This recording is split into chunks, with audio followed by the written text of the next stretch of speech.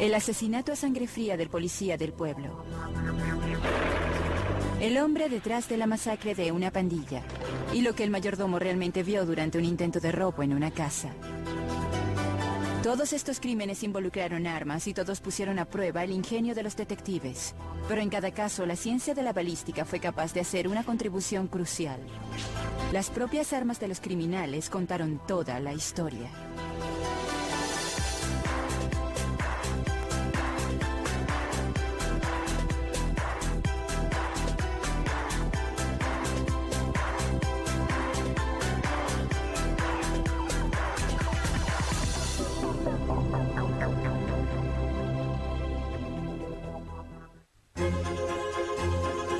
En enero de 1835, un agente de policía recibió una llamada para que asistiera en la investigación de un robo en una casa inglesa. El crimen tuvo lugar en Southampton, al sur de Inglaterra.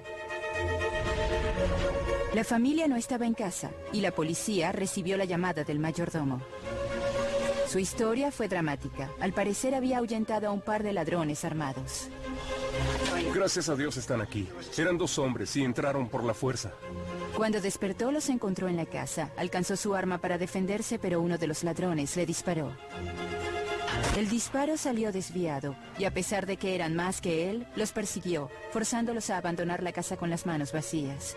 Pero para la agente de policía había algo que no estaba del todo bien en el episodio, en especial la descripción del tiroteo por parte del mayordomo. Por lo que recogió las balas y las examinó. Era redonda, hecha de plomo, y tenía unas pequeñas marcas.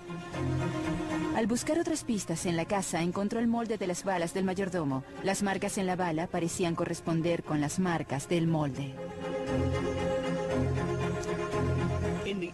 A principios del siglo XIX, muchas balas eran hechas por el propietario del arma, quien poseía un molde en el cual colocaba plomo líquido. Por supuesto, las balas eran proyectiles redondos para la época. Los moldes de las balas también eran hechos a mano y frecuentemente tenían pequeñas imperfecciones o defectos que se imprimían en la bala. Una vez que la bala era extraída de un cuerpo, se podía decir que una bala provenía de determinado molde. Convencido de que ese era el caso, el detective visitó al mayordomo. Al enfrentarse con la evidencia, el supuesto héroe confesó. Dijo que había disparado su propia arma, que no hubo ninguna irrupción, ni ladrones, ni persecución heroica. ¿Y la razón del mayordomo para montar esa farsa?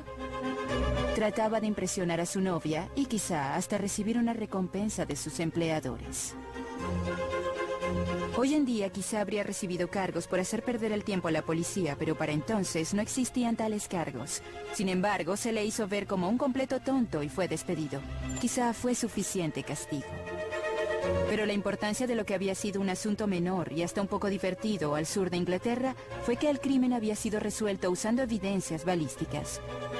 El responsable fue un alguacil llamado Henry Goddard. Henry Goddard fue considerado el primer alguacil de Bow Street en emplear balística. De hecho, parece que la oficina del alguacil había desarrollado una significativa experticia profesional en distintas áreas, incluyendo balística. 25 years before, the Goddard Unos 20 o 25 años antes del caso de Goddard, otro alguacil llamado Henry Atkins prácticamente resolvió un caso. Al comparar la bala que fue removida de la cabeza de la víctima con el molde usado por el hombre que presuntamente había disparado, por lo que pudo afirmar que la bala que mató al individuo fue hecha con ese molde. Bow Street fue el lugar de la primera estación de policía de Londres, pero sus oficiales, conocidos como alguaciles de Bow Street, no se limitaban a la capital. Los alguaciles de Bow Street, establecidos a mediados del siglo XVIII, fueron realmente una fuerza nacional detectivesca y trabajaban en todo el país.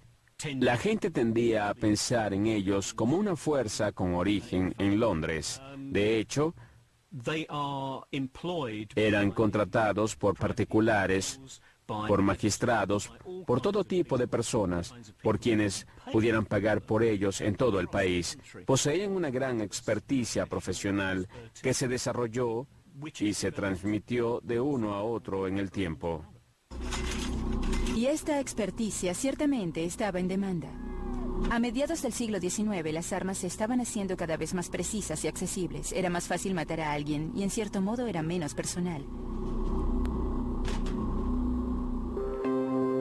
Desde que los cavernícolas comenzaron a golpearse entre sí con palos, hemos tratado de encontrar nuevas y más eficientes formas de matar a nuestros enemigos. Los arqueros descubrieron que si torcían las plumas de su flecha, volaría de forma más precisa. De la misma forma en que un jugador de rugby hace girar el balón al lanzarlo para lograr un vuelo más preciso. El mismo principio se aplica a cualquier misil. En el siglo XVIII, los fabricantes de armas también descubrieron los beneficios de ese efecto espiral. Si hacen surcos en un cañón, estos hacen dar vueltas a la bala mientras abandona la cámara, incrementando tanto el alcance como la precisión. A eso se le llamó estriado. El estriado consiste en finos surcos dentro del cañón de un arma de fuego que hacen girar la bala mientras está en vuelo para hacerla más estable. Philip Boyce es un destacado británico experto independiente en armas y municiones. Su experiencia es solicitada siempre que un crimen con armas está bajo investigación. Si un cañón no está estriado, la bala tendería a caerse durante el vuelo, por lo que sería inestable y podría no dar en el objetivo deseado. Así de importante era la forma en que el estriado afectaba a la bala misma, que le daba un distintivo y único surcado y rayado, en efecto, su propia huella digital. Siempre que se estría un cañón, al colocarle las ranuras en el interior, hay pequeños defectos de fabricación y son únicos para cada cañón. Y podemos compararlo con las balas que se dispararon a través de ese cañón. Aunque dos cañones sean hechos consecutivamente, hasta con las mismas herramientas, las herramientas son ligeramente diferentes y los cañones suelen ser terminados a mano al final de la producción, lo que los hace únicos. Una de las primeras personas en estudiar las marcas estriadas en una bala fue el gran científico forense francés Alexandre Lacassagne. Fue profesor de medicina forense en la Universidad de Lyon en la segunda mitad del siglo XIX. Él descubrió que si se examinaba la bala y se magnificaban las fotografías, se podía encontrar todo tipo de detalles mínimos que determinarían desde qué arma fue disparada. Lacassagne fue el primero en reconocer que las marcas estriadas de una bala podrían estar vinculadas con el arma desde la que fue disparada. Las marcas estriadas en una bala pueden proveer pistas cruciales, pero eso es solo una parte de la información disponible después de que el arma fue disparada. La otra es provista por los cartuchos de la munición. A menudo dejados en la escena, pueden proveer pistas únicas de sí mismos. Tenemos una munición que consiste básicamente en el cartucho, que contiene el explosivo y la bala, o la punta de la bala, que es la cabeza de plomo que se ubica al frente, y esa es la parte que sale despedida del cañón. El cartucho se queda atrás. Y hay ciertas marcas que se hacen en él, que son únicas del arma que disparó la bala. Por ejemplo, tenemos el percutor. Cuando se aprieta el gatillo del arma, el percutor se dispara y golpea la base del cartucho, dejando una marca única en la base del cartucho. Las armas automáticas y semiautomáticas permiten que, una vez que se apriete el gatillo, el cartucho vacío sea retirado de la cámara automáticamente y luego expulsado del arma misma. Y el mecanismo que lo activa deja una marca única en el cartucho. Si se mira de cerca, podemos ver que tiene un reborde en la base. Este es el eyector, que agarra ese reborde y lo retira de la cámara. Entonces el cartucho golpea otra pieza de metal que lo saca del arma. Y ambos mecanismos, el eyector y el extractor, dejan sus marcas en el metal del cartucho de la munición.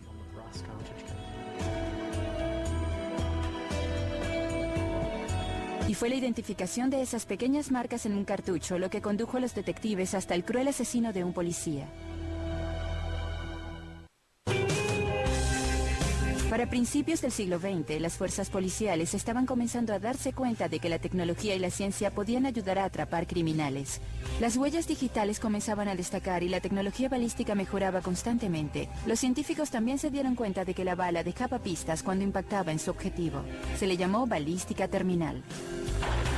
Cuando una bala da en su objetivo, en realidad depende del tipo de bala y del tipo de superficie que está golpeando. Si la superficie que golpea resulta ser un cuerpo humano, los efectos son devastadores, pero una vez más puede proveer información a los investigadores. Las entradas y salidas de una herida tienden a variar dependiendo de la parte del cuerpo a la que se le dispara. Pero la entrada de una herida tiende a ser un hoyo muy pequeño, mientras que la salida tiende a ser más grande. Esto sucede porque cuando penetra la bala no tiene nada enfrente. Entra con impulso y acumula trozos de hueso y tejido y ejerce presión dentro del cuerpo de la persona.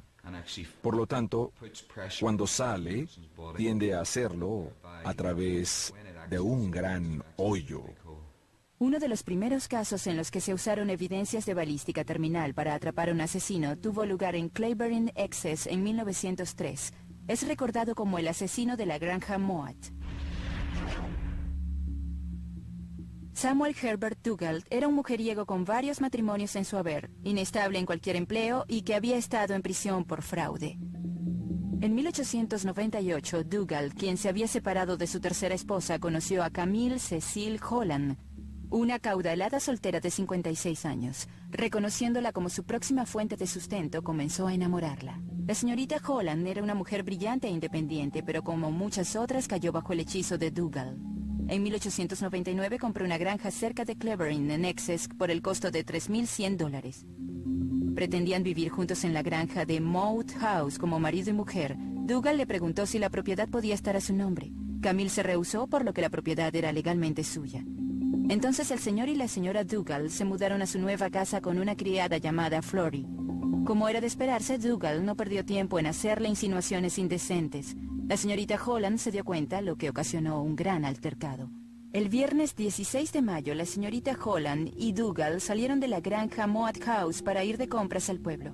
Ella nunca regresó. Dougall le dijo a la criada que su señora se había ido a Londres para pasar un tiempo con unos amigos y la criada se fue de inmediato. Después de que su esposa desapareció, se mudó con la mujer con la que realmente estaba casado. La esposa de la que estaba separado se mudó con él. Tuvo una cantidad de relaciones con mujeres de la zona y hasta embarazó a algunas de ellas. Durante los 4 años siguientes, convenció a la gente de que la señorita Holland seguía de vacaciones o visitando a los amigos. Disfrutó de la buena vida, falsificando la firma de la señorita Holland en cheques y gastando lo que era su capital, cuyo monto ascendía a $6,000. Comenzó a tener nuevos pasatiempos costosos como la caza, concursos de tiro y hacer fiestas con los terratenientes locales. Después de todo, ahora era uno de ellos, tras haber transferido la propiedad de la granja de Camille a él. Pero la buena vida no duraría para siempre. En 1903 la policía se dio cuenta de los cheques falsificados.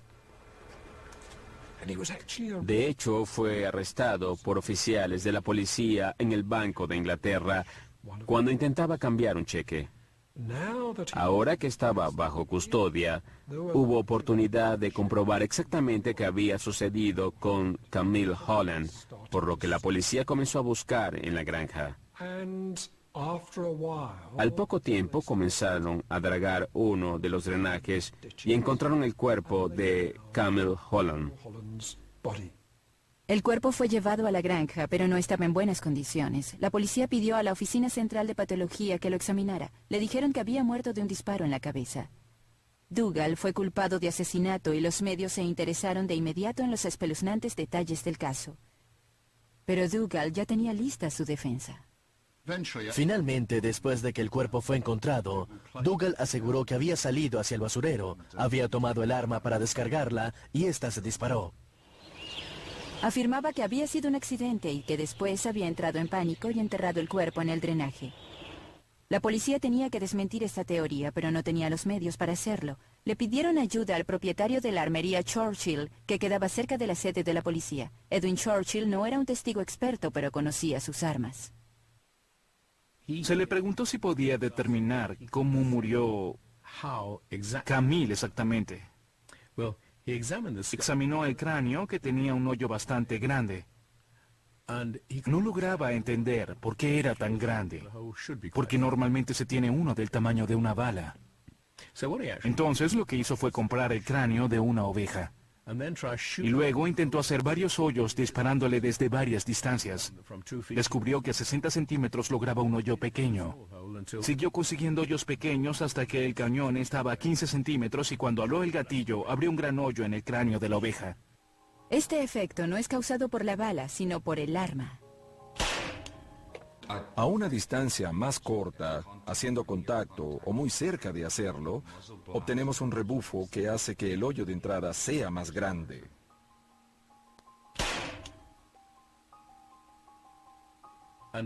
Esto hace claramente evidente que lo que sucedió fue que cuando Dougal la llevaba en el carruaje para tomar el tren, sacó el arma y le disparó a una distancia muy corta, lo cual explica el enorme hoyo.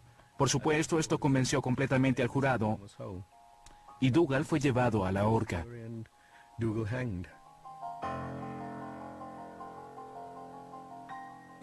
Fue casi accidental que Edwin Churchill estuviera dirigiendo una armería en esa parte de Londres para esa época. Y como pudo dar a la policía las respuestas que ellos estaban buscando y estaba preparado para presentar las evidencias como testigo experto, se hizo más y más destacado en la época previa a los laboratorios de ciencia forense, antes de que se pudieran tener expertos en balísticas ligados a la investigación, por lo que él llenó un vacío en lo que se requería para proveer evidencias de especialistas para resolver casos de asesinatos.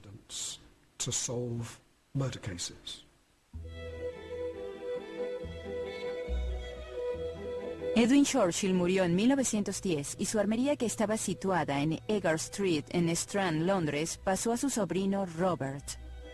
Robert Churchill era un trabajador compulsivo y su vida giraba en torno a las armas.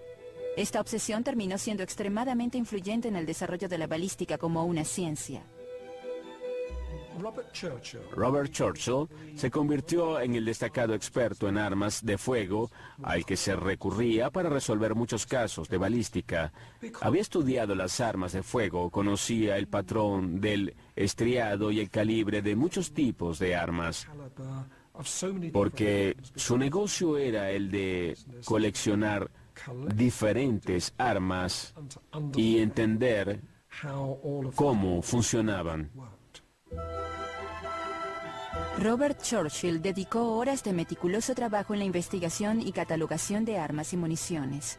Ambicionaba tener la posibilidad de inspeccionar una bala y decidir al instante qué marca de arma la había disparado. Él estableció, si se quiere, como un principiante, sus propias instalaciones de prueba en el sótano de su tienda, en donde tenía una gran cantidad de cajas rellenas de algodón a las que disparaba con distintas armas para poder recuperar las balas y luego examinarlas. Los métodos de prueba no han cambiado mucho a lo largo de los años. Simplemente si se dispara una bala hacia un objetivo, resultará dañada o deformada. Para preservar la forma de la bala, puede ser disparada en agua o, más comúnmente, en algodón. Lo que tenemos aquí es un sistema de recuperación patentado, una forma elaborada de atrapar balas, especialmente balas de alta velocidad.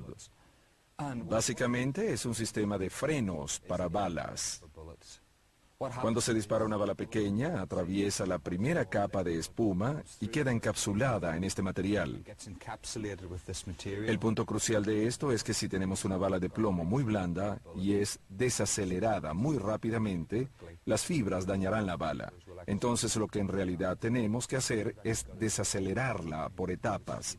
Así que pasa por la espuma, capa por capa, recogiendo cada vez más material hasta que termina aquí. De hecho, si la sacamos y la examinamos y está dañada, retiramos todo el material que acumuló en su trayectoria. Y de esa forma tenemos una bala perfecta. Lo que hacemos es capturar las balas y así podemos compararlas con aquellas balas que han sido recuperadas de la escena del crimen o de la persona a la que le han disparado. Lo que queremos hacer es recuperarlas tan intactas como sea posible para que podamos ver su estriado y así compararlas con las balas del sospechoso. En términos de la tecnología, esto es en gran medida la mejor forma de atrapar balas. Casi del mismo modo, Robert Churchill hizo pruebas de disparo sobre el algodón y recuperó balas de más de 50 armas distintas para resolver el caso más famoso de su carrera. El ensayo y el error jugaron un papel importante en gran parte de la historia de la balística. El ingenio del experto en armas, Robert Churchill, fue puesta a prueba al máximo en 1912. En ese año, un crimen violento tuvo lugar en Eastbourne, al sureste de Inglaterra. Todo comenzó cuando la ocupante de una casa en la avenida Southcliffe, la condesa Sesterey, reportó que había visto a un ladrón subiendo hasta la ventana de su casa y llamó a la policía. Arthur Walsh fue el oficial que atendió la llamada y en efecto encontró al hombre en la ventana, quien se sorprendió y le disparó. Desde adentro, la condesa escuchó los disparos y telefoneó de nuevo a la policía y les dijo que debían enviar a alguien urgentemente. El oficial de policía Walsh murió por las heridas y la Scotland Yard envió al inspector Eli Bauer a investigar. Siguiendo una información, fue a la estación del metro de Moorgate en Londres y arrestó a un ladrón llamado John Williams. La novia de Williams dijo a la policía que pensaba que John se había deshecho del arma en la playa de Eastbourne. La policía buscó en el área, pero el arma estaba rota y solo pudieron encontrar el cañón. ¿Sería esto suficiente para demostrar que esa era el arma asesina? Robert Churchill tuvo trabajo. Pudo reconstruir el arma reemplazando algunas partes y con las pruebas de disparo demostró que era el tipo de pistola con la que se le había disparado al oficial Walsh. Pero para probar que esa era el arma, necesitaba ver dentro del cañón. El uso de fotografías no era posible en esa época, por lo que se le ocurrió otro método. Robert Churchill y el fotógrafo de la policía, William McBride, consiguieron algo de cera dental y la pusieron dentro del cañón. Y cuando endureció, la sacaron de nuevo. Esto mostraría los surcos estriados del cañón. De otra forma, el jurado no lo hubiera sabido. Para asegurarse, lo hicieron con varias armas, para mostrar los distintos tipos de estriado. Esta es la impresión en cera que fue hecha del cañón. En la parte superior de la fotografía está la bala que asesinó al oficial Walsh. Las marcas son las mismas. Esta fue la primera fotografía balística usada en un juicio. Y esa fue la primera vez que se presentaron evidencias técnicas a un jurado que entonces entendió los tecnicismos y que de hecho condujeron a que John Williams fuera ejecutado. ¿Qué harían los expertos de hoy en día en un caso similar? Casi lo mismo. Si solo recuperamos el cañón de un arma y tenemos otra arma del mismo tipo, pondríamos el cañón en esa arma. Si no tuviésemos otra arma a la mano, lo que hacemos es sacar un molde del interior del cañón y lo usamos para la comparación. A veces hasta podemos tomar una bala de plomo y meterla a presión en el cañón para hacernos una idea del estriado dentro del cañón. Para finales de los años 20, la balística comenzaba a establecerse como un arma creíble contra un arma criminal, en gran medida gracias a la dedicación de Robert Churchill. Él estuvo involucrado en muchos casos a lo largo de su carrera, pero ninguno de ellos fue tan notable como el asesinato a sangre fría de un agente de policía de un pueblo. El incidente provocó la efusión del sentimiento público que solicitaba la captura de sus asesinos. El crimen ocurrió en el pueblo de How Green en 1927. El 27 de septiembre, durante su recorrido, un cartero encontró el cuerpo del oficial George Goodrich, a quien le habían disparado 4 veces, incluyendo una vez en cada ojo. Esto era algo dantesco, pero aparentemente en esos días existía la creencia de que la última cosa que una persona veía antes de morir quedaba fotografiada en sus ojos. Los horripilantes detalles del asesinato causaron sensación en Gran Bretaña. No era el tipo de cosas que sucedían en un área rural pacífica. La muerte de Goodrich fue muy lamentada. Su funeral se llevó a cabo con todas las pompas. ¿Pero qué pistas tenía la policía? De la escena del crimen recuperaron 3 balas de plomo muy dañadas y se encontró la huella de un neumático en el fango. Pertenecía al auto de un médico local que los asesinos habían robado.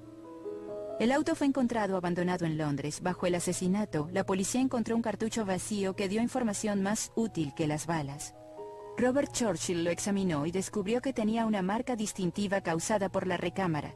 Decía que la marca parecía una gorra de jockey. La bala había sido disparada por un revólver Webley. 4 meses de intenso trabajo policial condujeron a un taller ubicado en Kaplan, Londres.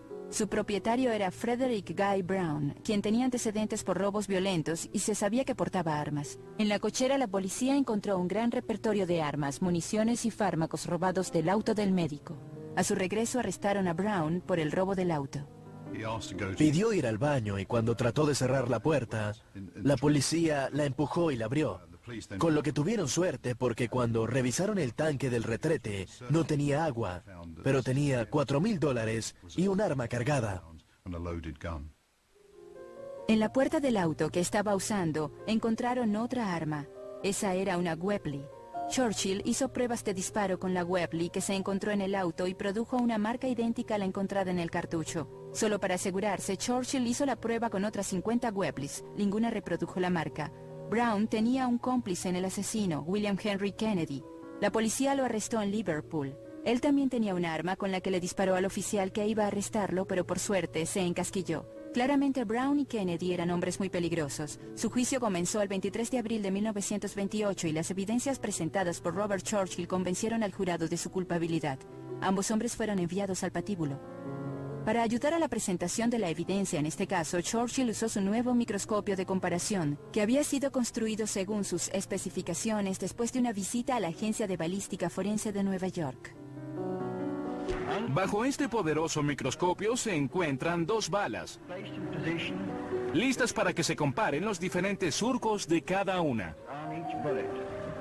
La llegada de la comparación microscópica significó que los expertos ya estaban en capacidad de unir imágenes de la bala sospechosa y la bala de prueba y compararlas. Esto podía hacerse con una mayor precisión y velocidad. La comparación microscópica hoy en día tiene la ventaja de poder ser presentada en pantalla y permite tomar fotografías digitales para las evidencias en un juicio. Básicamente se unen 2 microscopios y podemos comparar 2 objetos distintos, dividiendo la pantalla en 2. En este caso, estamos viendo los cartuchos de bala de una pistola. El proceso consiste sencillamente en colocar el cartucho de control en un lado y el cartucho sospechoso en otro. En el lado izquierdo del equipo tenemos el cartucho del caso. Podemos verlo si lo movemos. A la derecha tenemos el otro cartucho, el cartucho de control a mano derecha, y solo se trata de unir las imágenes que observamos en el monitor. Los percutores hicieron distintas marcas. Como pueden ver, este es un percutor bastante grande comparado con el que hizo esta otra marca, un poco más pequeña. La conclusión, sin dudas, es que estos 2 cartuchos no fueron disparados por la misma arma. Para finales de los años 20, las fuerzas policiales estaban cada vez más conscientes del valor de la balística como ciencia forense. Comenzaban a construir sus propias áreas de experticia y, más importante aún, el gobierno estaba listo para apoyarlos. En Hendon, Lord Treachard, jefe de la policía de Londres, a la izquierda, acompaña al ministro del Interior, quien inaugura una nueva unidad de la Scotland Yard para luchar contra el crimen. Son muy amables al venir hasta acá el día de hoy para acompañarnos en la inauguración del inicio de un esfuerzo de investigación científica que involucra a la Policía Metropolitana. De este modo, en Gran Bretaña, la balística estaba comenzando a pasar de una etapa amateur a una más científica. En América estaban comenzando a ponerse al día. Después de todo, sus necesidades eran mucho mayores. En Estados Unidos, muchas más personas tenían armas debido al derecho constitucional de portar armas. Muchas personas portaban armas en el curso normal de sus vidas y como consecuencia natural de ello, muchas más armas eran usadas en la perpetración de crímenes, asesinatos y robos. Y en los años 20, la época del crimen organizado y el contrabando, esos crímenes eran más sangrientos. El 14 de febrero de 1929, en la ciudad de Chicago, 7 hombres fueron acribillados a sangre fría en lo que pasó a conocerse como la masacre de San Valentín. Los hombres eran miembros de la banda criminal Box Moran y estaban en guerra con la organización encabezada por el más infame mafioso de todos, Al Capone. Enter Calvin H. Goddard. El coronel Goddard era un experto oficial del ejército y uno de los fundadores de la Agencia de Balística Forense en Nueva York.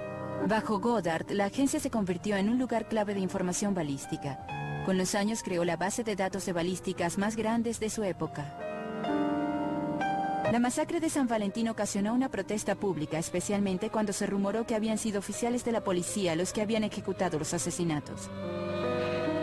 A Goddard se le pidió que fuera a Chicago para examinar las evidencias balísticas recogidas en la escena de la masacre.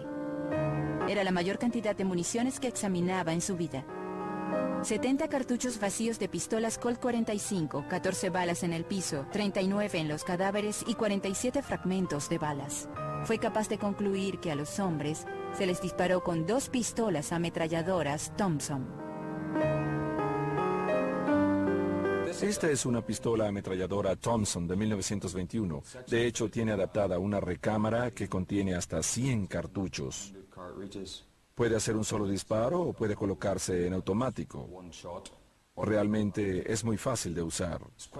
Alamos la corredera, la recámara está completamente cargada y simplemente apretamos el gatillo. Goddard hizo pruebas con todas las pistolas ametralladoras usadas por la policía de Chicago. Pudo demostrar sin lugar a dudas que ninguna arma de fuego de la policía había sido usada en la masacre de San Valentín. Se pensó que se trataba de miembros de la banda de Al Capone, quienes se hicieron pasar por oficiales de la policía. El trabajo de Goddard en el caso hizo que la balística entrara en una nueva era en Estados Unidos. Recibió lo que equivaldría a una bendición oficial en 1932 cuando el FBI, bajo la dirección de J. Edgar Hoover, estableció su propio laboratorio forense. El gran avance que recibió particularmente la balística y la investigación científica con la instauración del FBI es que se creó un organismo central federal que era un depósito de conocimientos. Y todos estos conocimientos reunidos bajo una sola organización estaban por darle a las fuerzas policiales la herramienta necesaria para sacarle ventaja a los delincuentes armados.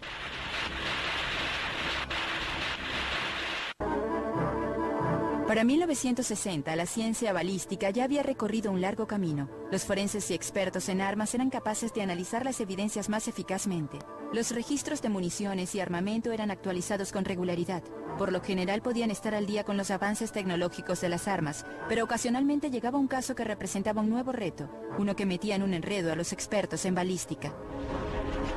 Colin Chisholm tenía una cochera en Berwick, upon Tweed. Él era un tipo de hombre anticuado e intolerante que le guardaba rencor a la juventud de la época.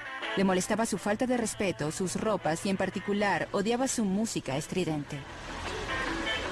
El 5 de agosto de 1962, un enfrentamiento entre Chisholm y algunos jóvenes de la zona se tornó desagradable. Colin los había escuchado fuera de su casa. Ellos estaban hablando y tenían radiotransmisores, que era un nuevo invento para la época. Colin se quejó del ruido y ellos le respondieron, por lo que entró a la casa, tomó un rifle y abrió fuego contra ellos. Afortunadamente falló. Sin embargo, ellos lo siguieron hasta el interior de la casa, donde sucedió algo. Ocurrió una pelea dentro de la casa y uno de los jóvenes resultó muerto. El joven que Chisholm asesinó en el enfrentamiento se llamaba Hugh Tate, quien recibió heridas en el pecho y la espalda. No había dudas en cuanto a quién lo había matado, pero se dudaba acerca del arma con la que lo habían asesinado. Se pensó que Colin le había disparado, pero él aseguraba que había usado un bastón de estoque, porque tenía una gran colección de armamento que incluía bastones de estoque, espadas y armas de fuego. Era muy importante para la defensa demostrar que las heridas habían sido producidas por un bastón de estoque. Para la época, bajo las leyes británicas, los asesinatos con armas de fuego eran delito capital. Si era encontrado culpable de disparar al chico, Chisholm sería colgado. Hay una gran diferencia entre el hoyo de una bala y el hoyo producido por un arma distinta, digamos una hoja de acero o una espada. En ese caso, la espada tendería a cortar las fibras en el sentido que entra. Y si se saca, el sentido de la fibra cambiaría. Una bala ocasionaría un rasgón y el sentido de la fibra tendería a ser hacia adentro. Entonces, si las diferencias son muy obvias, este debió haber sido un caso sencillo. Fue bastante extraño que nunca encontraran la bala durante la autopsia. Ahora, el médico forense, que era el director del laboratorio forense de la Policía Metropolitana, el Dr. Wall, suministró evidencias confusas. Se vio enredado por las evidencias de la defensa.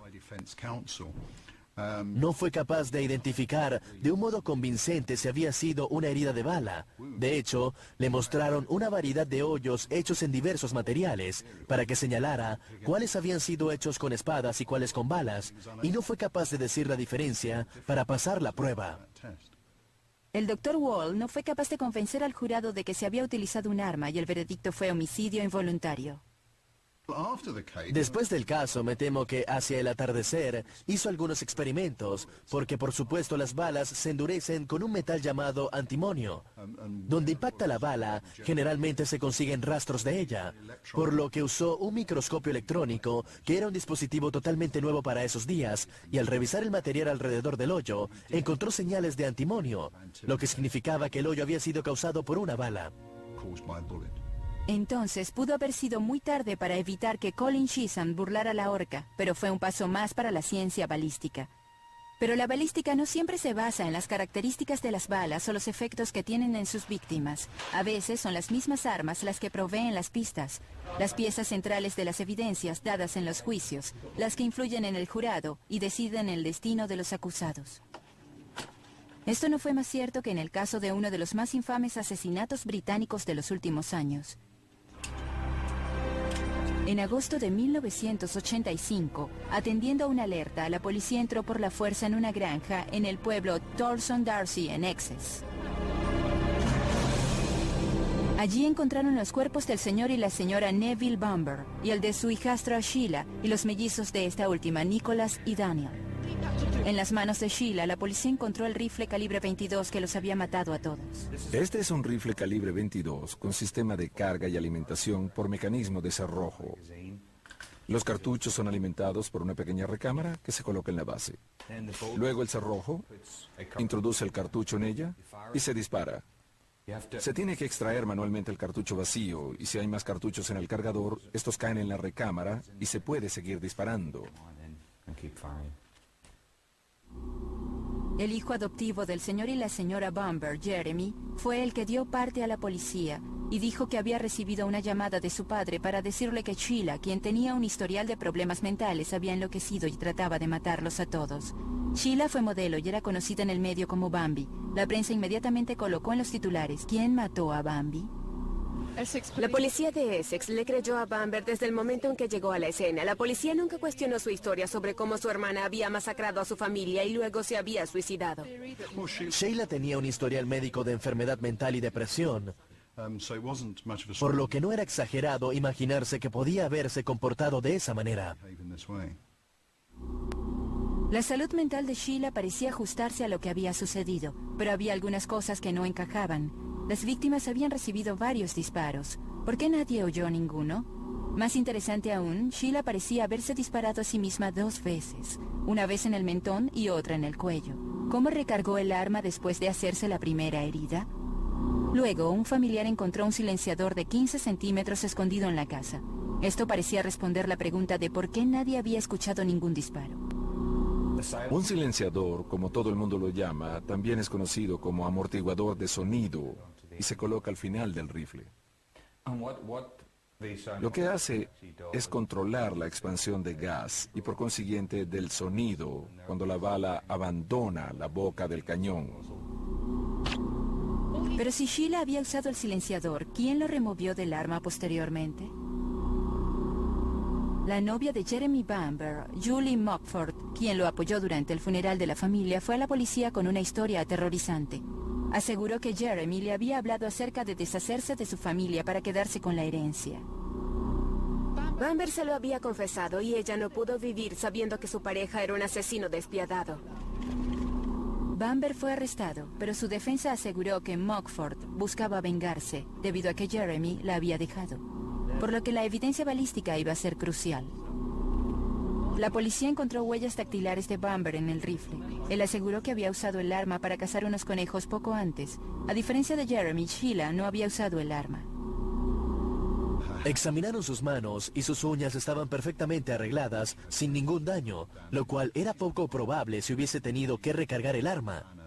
Además, tampoco había rastros de lubricante o grasa del arma en sus manos cuando fueron examinadas. Los forenses también encontraron rastros de sangre dentro del silenciador. Sangre que, como se le había notificado al jurado, pertenecía a Sheila. Si este era el caso, alguien más debió haber disparado el arma. No pudo haberse disparado con el silenciador, simplemente porque sus brazos no habrían sido tan largos como para apretar el gatillo. Si intentamos descubrir si alguien se disparó a sí mismo o no con cierta arma, digamos un rifle, es importante medir la longitud del cañón y de la boca del cañón hasta el gatillo. Si medimos la longitud del brazo de una persona y tenemos eso en cuenta, podemos afirmar en algunos casos que una persona físicamente no puede haber apretado el gatillo porque el arma es demasiado larga. Si Sheila no se disparó a sí misma, ¿quién apretó el gatillo? ¿Quién tenía los motivos? Los tenía Jeremy Bamber, el heredero de $1 millón con la muerte de su familia. Su juicio duró 3 semanas y fue encontrado culpable de asesinato. Bamber fue sentenciado a cadena perpetua. Aún sigue en la cárcel, donde continúa reclamando su inocencia. Dado el número de veces que las armas son protagonistas de crímenes violentos, no es sorpresa que la balística continúa estando a la vanguardia de la ciencia forense. Hoy en día, un gran número de información acerca de armas y balas es almacenada en bases de datos a las que las fuerzas policiales pueden acceder y comparar alrededor del mundo. Las bases de datos de armas de fuego, cartuchos y balas son extremadamente importantes para nosotros. En la actualidad están almacenadas en computadoras a las que podemos acceder. Son importantes para decirnos los diferentes tipos de armas que están circulando, así como las tendencias que hay en la comunidad criminal. Toda esta información hace más rápido y fácil la identificación del tipo de arma usada en un crimen, pero no cuenta toda la historia. Si el arma puede ser encontrada para atribuirle un crimen a un sospechoso, la única conexión puede ser algo invisible al ojo humano: residuo de pólvora. El residuo de pólvora es una pequeña nube de polvo. Muchas personas piensan que es el humo que proviene del arma cada vez que se dispara. Este contiene partículas elementales que pueden ser orgánicas e inorgánicas y pueden depositarse en la persona que dispara o en las personas que se encuentran cerca o en las superficies cercanas al que dispara. Hoy en día podemos detectarlo usando un microscopio electrónico de alta resolución. La morfología de las partículas y su composición elemental son extremadamente importantes para nosotros, porque si se encuentra residuo de pólvora en una persona, ésta pudo haber disparado un arma. El residuo de pólvora tiende a variar con el tipo de munición. Cuando una persona dispara un arma, tiende a tener un residuo de pólvora en la palma de la mano. Los dedos que están en el gatillo tienden a no tener residuo porque están protegidos por el arma misma.